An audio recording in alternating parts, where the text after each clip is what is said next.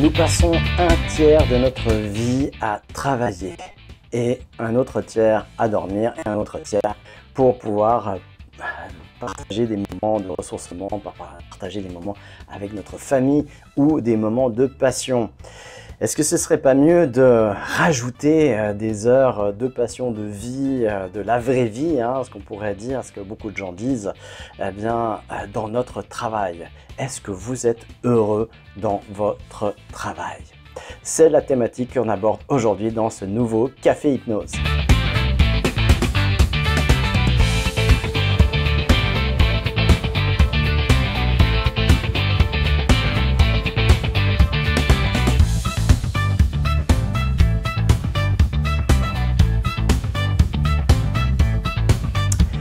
Bienvenue les amis, j'espère que vous allez bien. Je suis Gilbert Dagon, maître hypnopraticien, master coach et j'accompagne les personnes dans la connaissance de soi, le lien thérapeutique aussi, le besoin thérapeutique et puis aussi la performance à travers les outils de l'hypnose et des dérivés de l'hypnose tels que la PNL.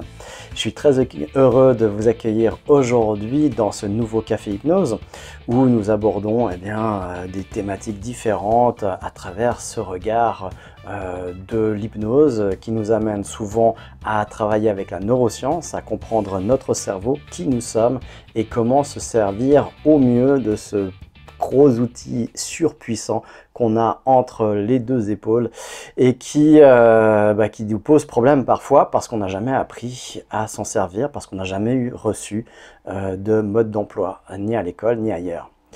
Eh bien, ici, au Centre Aura, nous vous apportons des clés de compréhension et des clés d'utilisation. Pas seulement de compréhension, on ne donne pas seulement du savoir, mais de l'expérience, parce qu'on expérimente ce savoir.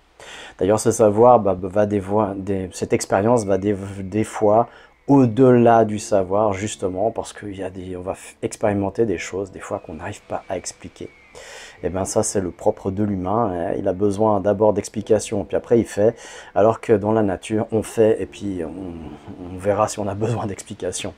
Eh bien, je vous invite à retrouver aussi, à travers ces vidéos, à travers le Centre Aura, cet instinct de départ d'aller vers l'expérience pour après peut-être en tirer des conclusions si besoin. Mais en tout cas, c'est par l'expérience qu'on se transforme, c'est par l'expérience qu'on apprend, c'est par l'expérience qu'on se développe et qu'on grandit à soi-même. Alors aujourd'hui, dans cette thématique, je suis toujours dans ce cadre de Café Hypnose, j'avais envie d'aborder cette thématique qu'on a déjà abordée la semaine passée, c'est sur est-ce qu'on est heureux dans ce qu'on fait. Souvent les gens parlent d'eux en termes de ce qu'ils ont ou de ce qu'ils font et de pas ce qu'ils ressentent ou de ce qu'ils expriment ou de ce qu'ils ressentent, de leurs émotions, de leur perception du monde. Et c'est pas forcément une mauvaise chose, on se définit comme on se définit, ça dépend aussi de ce qui nous anime. On se définit surtout par ce qui nous anime. Ça peut être un travail, ça peut être une personnalité, ça peut être un élan de vie, ça peut être une émotion particulière. Et ça, c'est jamais faux. Il y a beaucoup de gens qui condamnent en disant « ouais, on ne devrait pas se définir » ou qui condamnent d'autres personnes parce qu'elles se définissent par ce qu'elles font. Oui, on est des êtres d'action, on n'est pas des êtres forcément tout le temps contemplatifs. On peut passer d'une chose à l'autre. On est des êtres multidimensionnels, j'ai envie de dire, multitâches ou multifonctionnalités. On n'est pas fait que pour une seule chose. Et c'est la particularité justement de l'humain. C'est qu'on ne vit pas qu'une seule émotion, on en vit plein. Et dans cette période de vie particulière, dans cette année 2025, et c'est pas nouveau, c'est pas que cette année-là, je rencontre beaucoup de gens, mais de plus en plus j'ai l'impression qui ont une perte de sens sur leur activité professionnelle. Ça peut correspondre, on l'a vu la semaine passée, à certaines étapes et qui correspondent à des âges de la vie, forcément. Et donc du coup, on peut avoir d'un coup dans la vie, et c'est normal d'avoir une perte de sens. Mais dans tous les domaines de vie, hein, que ce soit personnel, dans sa vie à soi, dans l'essence même de sa vie, au-delà de son travail, au-delà de tout ce qu'on a créé, c'est soit d'un coup peut-être une fatigue de l'âme, une fatigue une fatigue de l'être, voilà. Hein, on ne se définit pas seulement aussi que par l'être, c'est aussi par ce qu'on fait. Et il y a un peu des deux, et je pense que d'aller dans un extrême, ben, c'est toujours exclure l'autre et l'autre partie, mais ça peut être aussi l'autre, et c'est toujours dans l'exclusion, alors que justement on peut être dans la pluralité des choses, la complémentarité et la complétude aussi. Donc ouais, c'est cette période, ben, on peut se sentir aussi parfois éloigné de soi, plus se retrouver, s'être perdu dans des activités ou des choses à travers les autres. Quand on est à fond pour s'occuper des enfants, de la famille ou d'une entreprise, et puis s'oublier aussi, ben, ça peut causer problème. Une perte de sens de la vie. Et ensuite, il y a l'autre domaine de vie, c'est tous les domaines de vie. Donc il y a le perso, il y a la famille aussi. Quand on arrive, il y a différents âges pour les enfants. Quand on a une famille avec des enfants, il y a des transitions d'âge pour les enfants aussi. De 0 à 7 ans, il y a des étapes qui se passent. Après, de 7 à 14, il y en a d'autres, avec des révolutions, avec des changements d'autonomie. Pour certains parents, c'est très difficile d'accepter cette autonomie des enfants, qu'ils gagnent de plus en plus, et c'est de remise en question, c'est une perte de sens, parce que peut-être certaines personnes se sont identifiées dans leur action, qui ont été portées vers les autres, et puis quand les enfants deviennent plus autonomes, il y a une perte de sens. Il y a le départ d'un enfant qui est devenu adulte et qui part, qui quitte le nid familial.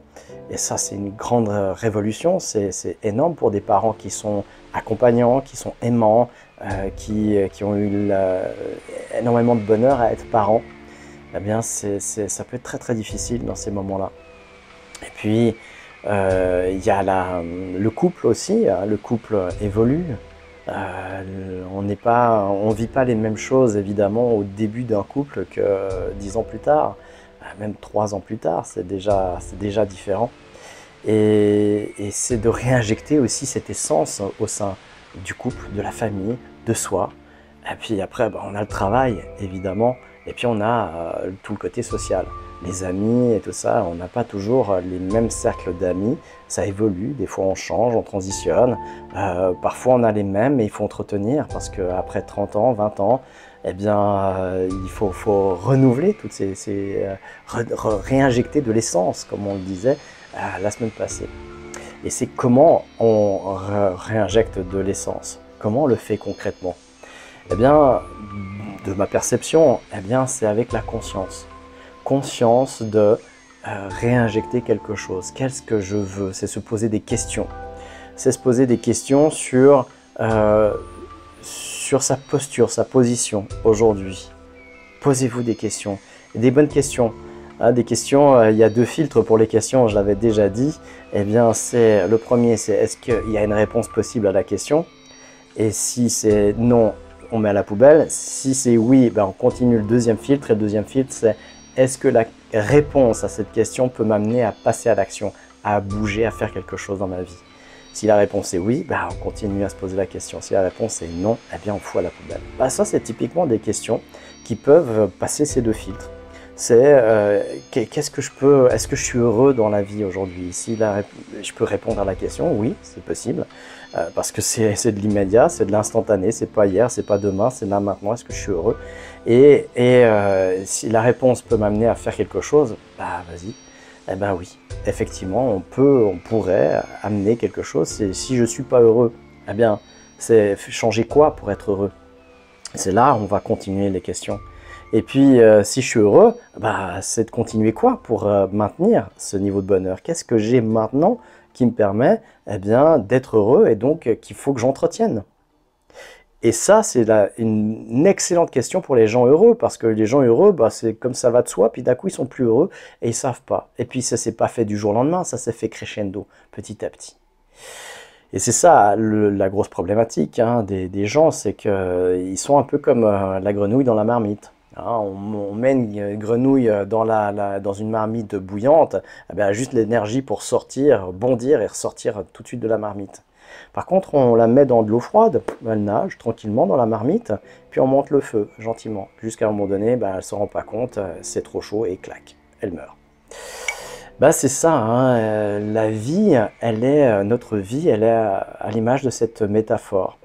C'est-à-dire qu'en se laissant aller gentiment, avec toujours un petit peu de moins d'essence, un petit peu moins de joie, un petit peu moins, toujours un tout petit peu moins, eh bien on ne se rend pas compte qu'on est, on est dans une dépression, qu'on est à côté de sa vie. On parlait dans le milieu professionnel, ce qui est beaucoup actuellement, c'est ça qui me frappe le plus justement, c'est les gens qui sont de moins en moins heureux dans le monde professionnel. Et là, je pense réellement, et je pense particulièrement au monde des employés, quoi. Et je vois souvent des équipes qui sont pourries par une ou deux personnes qui managent les équipes, ou même au sein des équipes, qui ont un certain pouvoir par leur mal-être, en fait. Et c'est des gens malades, vraiment malades. C'est pour ça que j'ai un regard un peu adouci par rapport à ces personnes-là, parce qu'elles ont vraiment un problème. Et ça pourrit des équipes, mais ça pourrit l'entreprise, ça pourrit le secteur, ça pourrit le chiffre d'affaires, ça pourrit, et puis souvent des directions ne s'en rendent pas compte.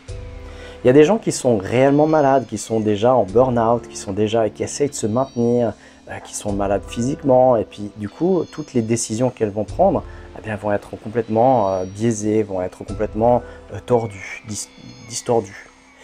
Et elles vont souvent s'allier avec des personnes qui sont néfastes pour elles et pour l'entreprise, parce qu'elles n'arrivent plus à voir les choses telles qu'elles sont, mais elles les voient du côté émotionnel, du côté biaisé, avec ce filtre en fait. Et puis, dans un état de fatigue, que ce soit, on va dire plutôt dans un état de basse énergie, eh bien on prend toujours des mauvaises décisions. Et c'est là où c'est vraiment un grand levier, c'est son niveau d'énergie. Alors quand on est malade, on a plus bas de niveau d'énergie. Quand on est en burn-out, on a un plus bas de niveau d'énergie, on n'a pas de ressources, on n'a pas de réserve. Quand on est aigri, on n'a pas d'énergie, on met beaucoup d'énergie à se rendre aigri en fait, quelque chose comme ça. Et donc vraiment ça pourrit des équipes. Alors si vous vous rendez compte que vous êtes dans un état de précarité intérieure, que vous êtes dans un état de fragilité, faites attention à ne pas devenir un poison pour vos équipes, pour l'entreprise, peut-être même pour votre entreprise.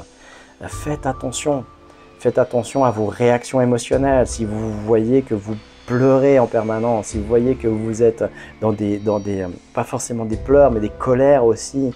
J'ai entendu dernièrement quelqu'un qui me disait que son patron avait commencé à jeter tous les classeurs, à hurler dans le bureau, pas forcément contre quelqu'un, mais juste de voir une scène comme ça, c'est traumatisant pour un employé, pour n'importe qui. Et puis cette dame, eh bien, elle dit simplement, ouais, j'étais un peu mal à l'aise. Mais non, et puis comme si c'était pas normal d'être mal à l'aise dans un cas de figure comme ça. Mais c'est tout à fait normal. C'est la réaction qui est pas normale. C'est la réaction de ce patron qui est pas normale. Et là, il met littéralement son entreprise en danger. Littéralement. Pourquoi? Parce qu'il n'est plus capable de gérer. Il n'y a plus personne à la gestion. Et si lui n'est pas à la gestion, les employés ne vont pas le faire pour lui. Parce que c'est pas possible, c'est pas leur rôle. Ils sont pas payés pour ça. Et puis c'est pas eux, c'est pas leur entreprise. Ils n'ont pas une vision que devrait avoir un patron d'entreprise. Donc, je m'adresse surtout à vous, les personnes qui êtes dans un état, vous le savez que vous n'êtes pas bien. Vous le savez. Alors, observez comment vous êtes avec vos équipes, quelle rancœur vous avez contre des gens qui sont dans votre entourage, peut-être à juste titre, mais comment vous le manifestez? Il y a certainement des façons de manifester les choses qui sont plus douces, plus douces pour tout le monde, hein. Pas seulement pour la personne qui va recevoir, mais aussi pour vous. Voilà, et puis regardez comment c'est vécu par vos équipes aussi. Vaut mieux se séparer de quelqu'un voilà, d'un coup, plutôt que de le faire mijoter, hein, encore une fois, comme la grenouille. C'est beaucoup plus violent, c'est beaucoup plus violent. Donc, et puis, ouais, des excès de colère, des excès de larmes. Si vous êtes, vous, victime aussi de personnes qui sont comme ça dans l'entreprise, eh bien, sachez que c'est terminé. Il y a beaucoup de personnes qui aimeraient y croire encore, mais c'est un peu dans tous les domaines de vie. Quand on est dans un couple, et puis ça va pas bien, et puis on essaie de tenir parce qu'il y a X ou Y raison, parce qu'il y a 2 jours c'était bien, et puis de nouveau c'est pas bien. Alors ça peut arriver, des coups de mou, des coups de down, c'est possible. Mais si c'est répété tout au long de l'année, semaine après semaine, mois après mois, année après année, il y a un moment donné, ça ne changera pas, ça ne changera pas. Et là, eh bien, plus vite vous vous dégagez, mieux ça sera pour vous. Comme dans des relations toxiques avec un pervers narcissique ou une pervers narcissique, parce que ça existe aussi dans ce sens-là. Eh bien, vous ne changerez pas, vous ne guérirez pas la personne à côté de vous, l'entreprise, le manager, le directeur. C'est terminé, il faut faire le deuil. Il y a une partie de votre inconscient, une partie de votre corps qui sait déjà que c'est terminé. Puis il y a votre cerveau conscient qui veut dire non, je veux m'accrocher parce qu'il y a cet avantage-là, il y a ça que j'y gagne dans cette situation-là. Alors, soyez en conscience, c'est ce que je vous disais avant. C'est soit on choisit en conscience, c'est j'ai plus à y gagner de ça parce que ça c'est vraiment important, alors que ce côté-là, eh bien, il est moins important. Eh bien, mais par rapport à celui-là, mais même s'il est désagréable, eh bien, je le supporte parce que ça, j'y gagne beaucoup plus encore. Jusqu'à un moment donné, il faut le réévaluer très très souvent parce qu'il y a souvent une bascule à un moment donné. Et il y a un moment donné où celui-là, eh bien, il n'est plus assez fort pour contrebalancer celui-là. Et ben, c'est terminé. Au revoir, il faut partir. Soit il faut partir, soit il faut trouver un arrangement, soit voilà. Et puis, donc, si vous êtes victime, entre guillemets, dans une situation comme ça, eh bien, il faut faire le deuil, faire les étapes du deuil. Et là, des fois, alors pas des fois, on va dire, c'est très intéressant d'avoir des soutiens autour de vous. Surtout, ne vous renfermez pas. Parlez-en, parlez autour de vous. Parlez aux gens, des soutiens, de la famille, ouvrez-vous. Parce qu'il y a un phénomène qui est contre-productif, qui est vraiment de se renfermer, de s'isoler, de se mettre dans une coquille et puis d'essayer de survivre comme ça. Non. Et il faut faire le contraire, ouvrez-vous, parlez-en. Parlez-en à des amis en dehors de l'entreprise, si c'est l'entreprise, parlez à de la famille. Et puis, ben voilà, faites des soins thérapeutiques avant que ça soit trop tard. Avant que vous soyez complètement HS et que là, même les soins thérapeutiques ne soient plus recommandés en premier niveau. Après, c'est le médical. Et là, ben, c'est dommage parce que vous pouvez déjà prendre en amont les rênes et puis déjà faire quelque chose avec des soins thérapeutiques, en parler à un thérapeute.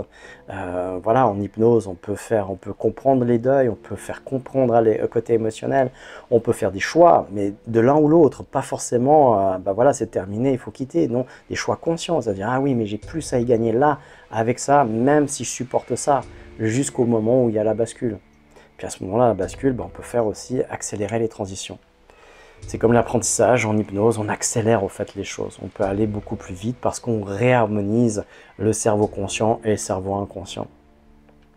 Alors, faites le point surtout avec vous quand vous avez perdu l'essence, quand vous avez perdu la motivation, vous avez de la peine à vous lever. Il y a des symptômes comme ça très faciles à identifier, hein, des excès émotionnels et puis des débordements émotionnels. Vous débordez et puis ça vous submerge. C'est quelque chose dont vous contrôlez pas et parfois vous ne comprenez pas. Eh bien ça, c'est des choses c'est un premier signal. La fatigue est un deuxième signal, chronique. Pas la fatigue normale, mais la fatigue chronique. La peine à se motiver, à faire les choses. Quand on rebute sur quelque chose, il y a un mauvais ancrage. Dès qu'on voit l'entreprise, dès qu'on entend parler ou on reçoit un téléphone de quelqu'un, boum, il y a une réaction émotionnelle, on se sent déjà pas bien, la boule au ventre, l'envie de vomir. Il y a plein de gens qui me disent que quand ils partent au travail, ils vomissent. Ouais, c'est grave, il y a des situations avec des symptômes très très graves. Et faut pas trouver ça normal, c'est pas normal. Il y a plein de gens qui pensent que ça va passer ou c'est normal. Ça passera au moment où vous allez quitter. Et puis plus vite vous allez quitter, moins vous allez vous mettre en danger. Et ça, voilà, j'en ai eu plein d'exemples justement au cours de mes accompagnements. Des gens qui ont résisté plus, ils ont voulu résister, plus la chute était violente et dure et qu'elle était longue. Donc attention, attention et prenez soin de vous. Donc je parle vraiment dans les deux cas de figure, quand on est victime et quand on est bourreau. Et puis parfois on est bourreau sans même s'en rendre compte et puis sans être mauvais, sans être méchant. Souvent on étiquette des bourreaux comme étant des gens mauvais, mal intentionnés. Pas forcément, c'est comme je le dis plutôt dans ce sens-là, alors c'est encore à prendre avec des guillemets, c'est comme un sous-titre. C'est des gens malades, donc malades, si on a une maladie, on peut guérir, c'est-à-dire qu'on peut changer. C'est pas définitif, hein. C'est momentané et on peut faire quelque chose, il y a encore une solution possible. Avec une personne qui est méchante, une personne qui est mauvaise, elle est comme ça, c'est sa définition, c'est son état d'être. Voilà, mais si elle est malade, elle peut encore guérir. Et ça, c'est vraiment l'espoir. Donc, et ne vous blâmez pas, c'est que vous êtes simplement dans une situation qui ne vous permet pas d'être épanoui et donc vous faites ce que vous pouvez pour pouvoir vous en sortir. Et c'est comme ça, maintenant, plus vite vous en prendrez conscience, plus vite vous pourrez réagir et plus vite vous pourrez vous dégager de ce marasme, de ce nuage noir que vous reportez sur les autres. Ça peut être sur la famille, ça peut être sur les collègues, ça peut être les deux, ça peut être sur le conjoint. Ça aussi, j'ai beaucoup d'histoires là-dessus, beaucoup d'histoires. Donc ça fait un peu mal au cœur quand des gens souffrent à cause de souffrance. Hein, c'est comme c'est l'effet domino. C'est je souffre, alors je vais reporter, mais la plupart du temps, c'est pas conscient. Je souffre, alors je reporte ma souffrance sur ma famille, sur ma femme, mes enfants, alors que c'est les gens que j'aime le plus au monde. Mais pourquoi faire ça? Pourquoi faire ça? Un boulot n'est qu'un boulot. Voilà, oui, c'est pas facile, oui, il y a une partie de cerveau qui n'aime pas ces transitions, qui n'aime pas l'insécurité. Mais vous êtes de toute façon dans une situation de merde, quoi. Donc sortez-vous de là, sortez-vous de là. Posez-vous des questions. Et là-dessus, eh bien justement, je suis en train de sortir un nouveau livre, le livre voilà, qui fait réfléchir. Voilà le titre même du livre, le livre qui fait réfléchir. Eh bien, je vous en parlerai de plus en plus parce qu'il est vraiment en phase finale. J'ai réussi à le faire très rapidement, mais c'était voilà, il y a des choses des fois. J'en parlerai dans un prochain café hypnose, comment saisir des opportunités qui arrivent, des choses comme ça. Et là, c'est typiquement ça. Et ça a pu donner naissance à un livre très rapidement, et un livre qui me tient très à cœur et qui personnellement va m'aider moi tous les jours et qui j'espère trouvera son public et aura une résonance chez vous. Alors pour l'instant j'en dis pas plus parce que j'ai encore pas l'objet en main, mais il serait tardé et puis dès que je l'ai en main, eh bien, je vous en parle davantage. Toujours dans l'actualité, eh bien, la formation d'auto-hypnose, c'est vraiment un week-end pour transformer sa vie. 14-15 juin, samedi, dimanche, on se retrouve pour vraiment travailler sur soi, apprendre cet outil fantastique qu'est l'hypnose. On apprend ce qu'est l'hypnose, on apprend à en vivre l'expérience et à revenir sur toutes nos croyances sur l'expérience. On apprend à démultiplier sa force, on apprend à générer l'état cet état d'hypnose par plein de techniques différentes pour trouver la sienne. Ensuite, on va utiliser cet état pour travailler sur soi par 4 familles de techniques hypnotiques, les suggestions, ce qui est la base de l'hypnose, les métaphores, la connexion directe avec son inconscient et puis l'encodage de son cerveau. Donc 4 formes d'hypnose qu'on utilise tout le temps après en thérapie, soit en auto-hypnose, mais quand on est thérapeute, on va utiliser ces 4 formes aussi de techniques à chaque fois sur les gens.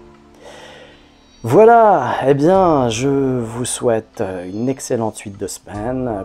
Prenez soin de vous, trouvez votre essence. Il y a ce cours aussi le 2 juillet, c'est une journée entière. Mercredi 2 juillet, on parle justement de trouver son essence. Et puis le 9 août, on trouve son essence aussi, c'est le même cours. Je vous souhaite une excellente journée et puis à jeudi soir.